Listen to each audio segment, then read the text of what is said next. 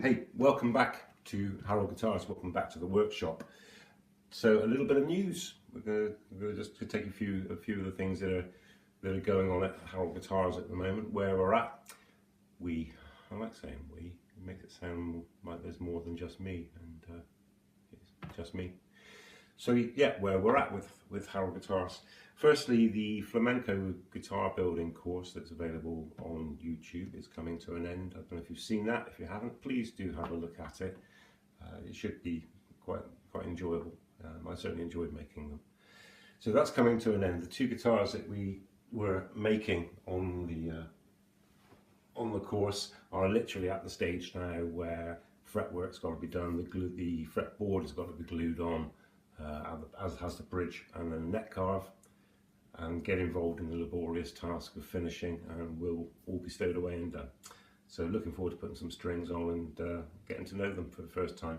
The only thing I haven't really done on the videos is to give you the exact dimensions of the various bits and pieces within the guitar, the thicknesses of the various elements of the timber. So what I would suggest obviously is to get yourself a set of guitar plans, as I did.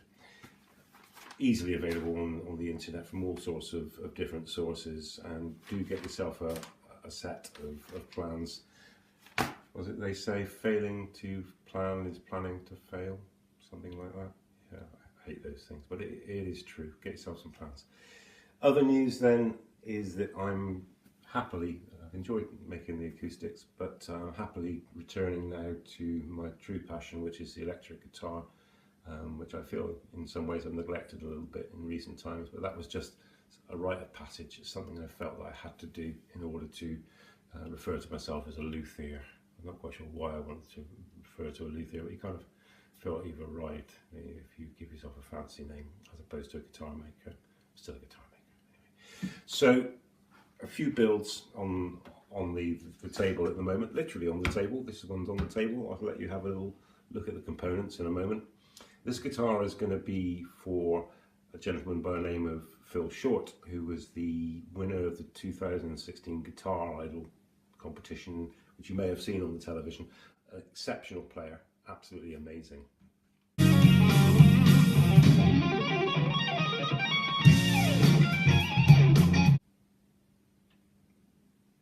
So Phil's having essentially a Telecaster style build with some differences. It's going to have a Strat style trem system and a few other additions, different headstock shape and compound radius fretboard and a few other jazzy bits and pieces, and some beautiful woods and some very high-end components from the point of view of hardware. So we'll have a little look at that. I'll let you have a look at the bits and pieces. So yeah, that's great. The other thing is that I have a build for a very important person, me. Yeah, I'm going to make myself a new guitar, hey, and I'm really quite excited about that. Again, it's going to be high-end components, high-end woods, and I'm really going to enjoy making that. Incidentally, I'm going to be putting up videos of all of the builds that I'm doing these days, from raw lumber to finish.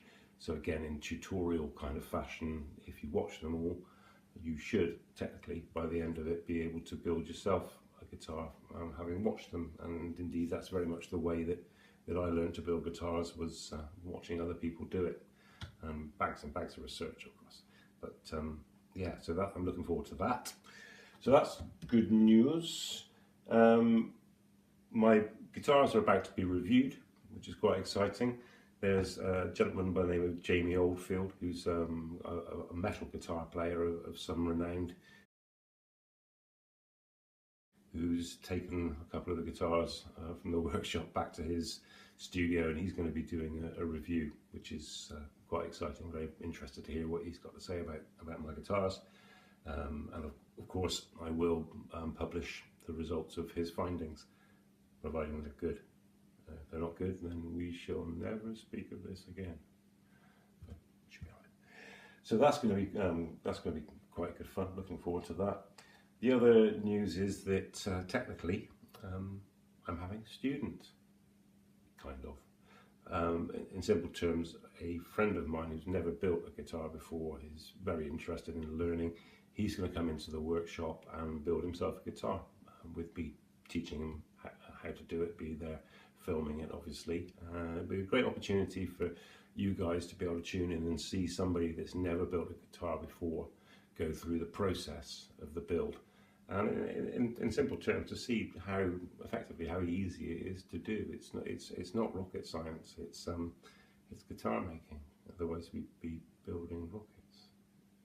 Yeah, so that should be good fun. So we'll get Bob in, and you can watch Bob swearing and cursing and throwing bits of wood around the workshop as he fails to measure twice and cut once, and all the usual woodworking kind of advice. No, but that should be good fun, and I'm convinced that Bob will come out at the other end of the course with a really nice instrument. So that's exciting stuff. Other news, nothing of any great note apart from the fact that the workshop is in the throes of being renovated. There's a new roof literally going on this week, which is great news. It's going to be watertight in here finally. It's a work in progress. We've been in here for about 2 years now, and it was a shed full of nasty old car engines and all manner of nonsense in here when we moved in. So it's been good, and we're getting to the point now where shortly I'm going to be creating down at the what I term as the grotty end of the workshop. We're going to be creating a showroom in there, which is going to be fantastic. It'll get all the guitars out of the workshop, hung on the walls, out of the dusty environment. I can't wait. And it'd be somewhere for the likes of yourself to pop in and have a look at the guitars, try out the guitars, and come and see what I do, how I do it, and discuss your build. So yeah, that would be exciting stuff. So that is about it from the point of view of news. Not a great deal of news, but do please continue to watch and subscribe if you like what you see. Tell your friends and your mum if your mum fancies building guitars. Why not? Yeah, great. Thanks very much for watching, and I'll see you again soon building some electric guitars. So here's a quick look at the component parts for Phil's guitar. Firstly, there's some dirty great lumps of beautiful quarter sawn ash. So that's going to make the actual body itself. The fretboard is Cocobolo, and the neck, I don't know if you can see the grain pattern in that, but that's a highly flamed piece of maple there. And that's going to look absolutely gorgeous. And the top wood, again, is flamed maple. I'll just show you that grain now. Here's an old trick. So a little bit of white spirit. Rub a bit of that on there, and that shows us what it will look like. Something like what it will look like once the finish has gone on. So I don't know if the camera's quite picking that up, but that is going to be absolutely stunning when it's got some finish on it. It's really figured. I don't know whether if I do the same thing on this bit of wood here, you might see the grain on the neck. This is blank number 2, as you can see.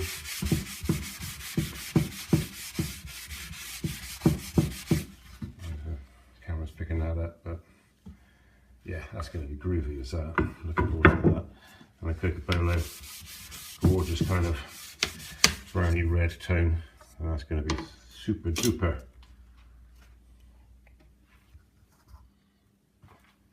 So hardware wise, we've got a spoke style dual action truss rod with the access. It's going to be down at the bottom end of the fretboard. We've got some Spurzl locking tuners, about as good as it gets, and that's going to be lovely for him. Pickup wise, we got a Suhr 1960s style Telecaster neck pickup, and Pete Thorne's signature Thornbucker Suhr bridge end pickup. Bridge end in Wales, isn't it? The bridge end pickup. So that's going to give him everything he needs from the point of view of pickups. The trem is a Goto 510, beautifully engineered, really quite a lumpy bit of metal. That's going to produce some absolutely beautiful sustain and resonance as it passes through the wood, and that's a 2-point pivot, so that's going to be quite something. Finish is going to be stained. But this one's actually going to be stained white, which is going to be, I've never done that before, but I've seen it done, and I think it's going to be quite something. The guitar is going to be quite monochrome, really. Hopefully the grain pattern's still going to show through, but I've got some of this wonderful white stain from Crimson Guitars. If you haven't checked out Crimson, please do. They're an incredible company, and old Ben Crow, one of my heroes from the point of view of guitar making. So do check them out if you haven't already. It'll probably stop you coming to my site because he's brilliant. Anyway, so getting back to the point, this is going to be Phil's guitar. It's going to be absolutely stunning, and you can be very, very happy with it, and you can see it being built.